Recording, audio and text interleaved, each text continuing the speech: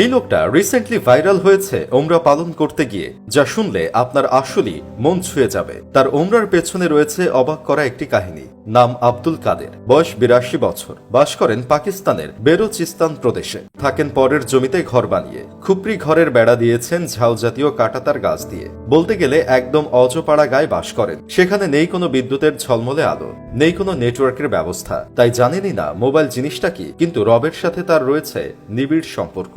সাধারণ মানুষ অন্যের ছাগল লালন পালন করে দিন কাটান। সারা বছর ছাগল লালন পালন করার পর এলাকার নিয়ম মাফিক বছর শেষে মালিকের পক্ষ থেকে পারিশ্রমিক হিসেবে মিলে একটি ছাগল ছানা। থাকার ঘরও নেই, সংসার চালানোর যোগান হয় না ঠিকঠাক মতো। তবে বুকে আশার আলো বেঁধে রেখেছেন বায়তুল্লাহ জিয়ারত করবেন, তাওয়াফ করবেন কাবার চারপাশে, নবীর রহমতের দরগায় সালাম পেশ করবেন, পান করে সিক্ত হবেন জমজমের পানি, দেখবেন মিনা আরাফাত, দৌড়াবেন সাফা মারোয়ায়। আরো কত শত স্বপ্ন বুনে রেখেছেন হৃদয় জুড়ে। কিন্তু আশা করলেই তো আর আরব সাগর পাড়ি দিয়ে আরব দেশে যাওয়া যায় না, থাকতে হয় সাধ্যের মধ্যে। তার এই হজের ইচ্ছা পূরণ হবে কিভাবে? একজন রাখালের পক্ষে তো এটা অসম্ভব। কিন্তু নিজ ইচ্ছা শক্তি থেকে শুরু করলেন টাকা জমানো। কয়েক বছর রাখালি করে কয়েকটি ছাগল জমালেন, তা বিক্রি করে বানালেন পাসপোর্ট। কিন্তু হজে যাওয়ার টাকা জমানো পর্যন্ত পাসপোর্টের মেয়াদ শেষ হয়ে গেল। পিছুপা না হয়ে আবার ছাগল জমাতে শুরু করলেন তিনি। দীর্ঘ ১৫ বছর রাখালি করে ছাগল লালন পালন করে জমানো টাকা দিয়ে শেষমেশ ওমরা পালনের টাকা কোনোভাবে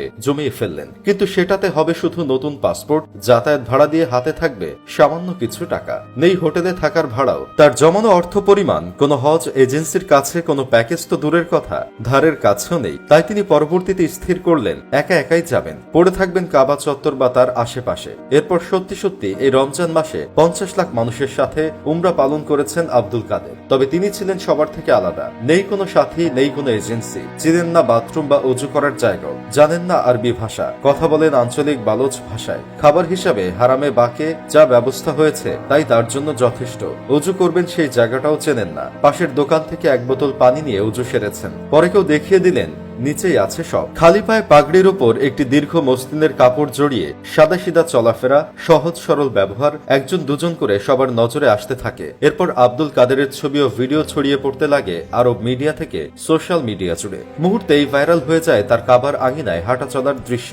তাই দেখে কেউ কেউ বলছেন ফেরেশতা রূপী মানুষ, কেউ আবার বলছেন একেবারে দরবেশ, কেউ বলছেন সাহাবীদের যুগের মানুষ। তবে আব্দুল কাদেরকে ঘিরে মানুষের এই আলোচনা এত হয়েছে যে তার এই নিউজ পৌঁছে যায় সৌদি রাজপ্রাসাদের রাজ পরিবারের সদস্যের কাছে। সৌদি আরবের ক্রাউন প্রিন্স মোহাম্মদ বিন সালমানের উপদেষ্টা তুর্কি আল শেখ এই বৃদ্ধের খোঁজ নিয়ে টুইটও করেন। তাকে দেওয়া হয় দাওয়াত, ঘোষণা করা হয় রাজকীয় মর্যাদায় মেহমানদারির। তবে ততক্ষণে আব্দুল কাদের ফিরে গেছেন পাকিস্তানে। পাকিস্তানের সরকার ঘোষণাও দিয়েছে সরকারি ব্যবস্থাপনায় এবার তাকে হজে পাঠাবেন তারা। ভূপৃষ্ঠে এই অখ্যাত অপরিচিত মানুষগুলো হয়তো আল্লাহর কাছে খুব পরিচিত ও প্রিয়, তবে তারা কখনো কখনো দুনিয়াবাসীর কাছেও প্রিয় হয়ে যান।